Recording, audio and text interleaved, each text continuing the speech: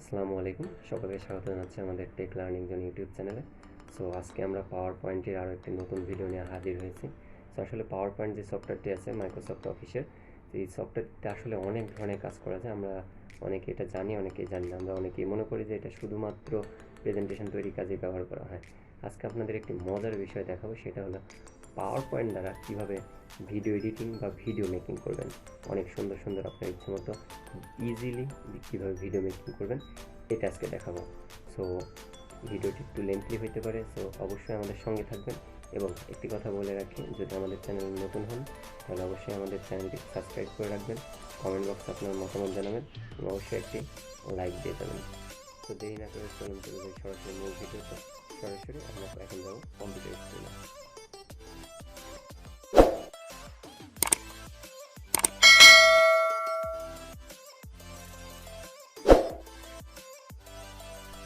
So প্রথমে আমাদের যে কাজটি করতে হবে সেটা হচ্ছে আমাদের কম্পিউটারে গিয়ে পাওয়ার পয়েন্ট যে অ্যাপ্লিকেশনটি আছে সেটা অন করে নেব। আমি পাওয়ার পয়েন্ট 2013 ইউজ করতেছি, আপনারা চাইলে এইটা অথবা এর চেয়ে আপডেটটাও ইউজ করতে পারেন। তো আমাদের পাওয়ার পয়েন্ট ওপেন হয়ে গেছে। এখান থেকে যে এটা আছে এটা আমরা ডিলিট করে দেবো, দিয়ে নতুন একটা ব্ল্যাঙ্ক স্লাইড নেব। ব্ল্যাঙ্ক স্লাইড নেওয়ার কারণ হচ্ছে এটা আমি আমার ইচ্ছা মতো আমি ডিজাইন করতে পারবো।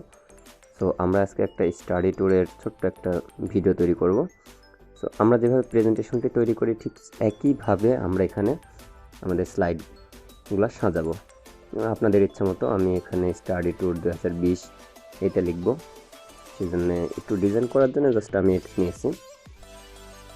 সো যারা পাওয়ার পয়েন্টে কাজ করতে পারেন বা প্রেজেন্টেশন তৈরি করতে পারেন তাদের জন্য ইজি হবে।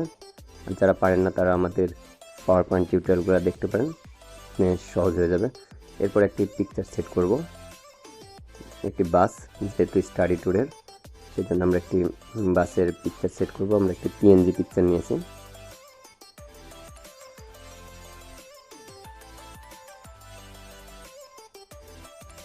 সো আমরা আমাদের মন মতো করে আমাদের স্লাইডগুলো সাজাবো। তো আপনারা আপনাদের মন মতো করে স্লাইডগুলো সাজাবেন। ব্যাকগ্রাউন্ডটা ব্ল্যাক করে দিলাম, পরে টেক্সট কালার যার যেমন ইচ্ছা, সব কিছু আপনাদের ইচ্ছা মতো। আমি সবগুলো দেখিয়ে দিচ্ছি, জাস্ট একটু ভালো করে ফলো করলে বুঝতে পারবেন। এবং যারা এর আগে পাওয়ার পয়েন্টে কাজ করেনি তাদের জন্য সুবিধা হবে, ভিডিওটা দেখলে বুঝতে পারবেন যে কীভাবে পিকচার সেট করতে হয়, কীভাবে টেক্সট অ্যাড করবেন। সো আরেকটি ব্ল্যাঙ্ক অলরেডি নিয়ে ফেলছি আমি, ব্ল্যাঙ্ক স্লাইড। এবং আমি একটা স্লাইডের উপরে কীভাবে একাধিক পিকচার সেট করবেন এটা দেখাবো।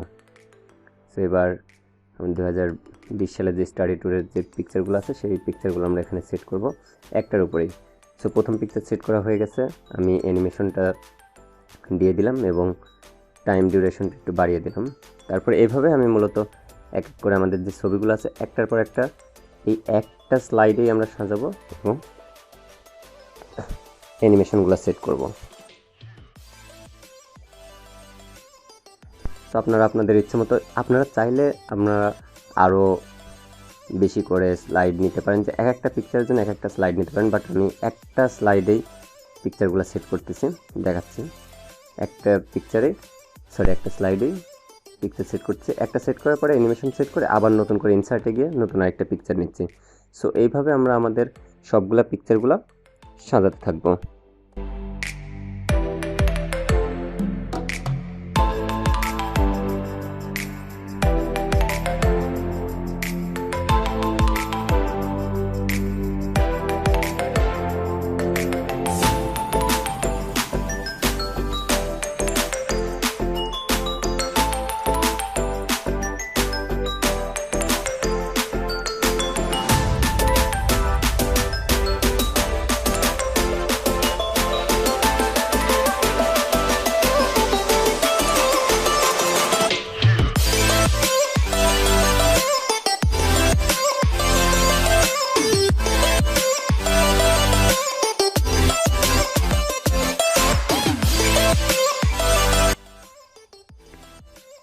আমার মোটামুটিভাবে পিকচারগুলোও সেট করা শেষ, অ্যানিমেশন সেট করাও শেষ।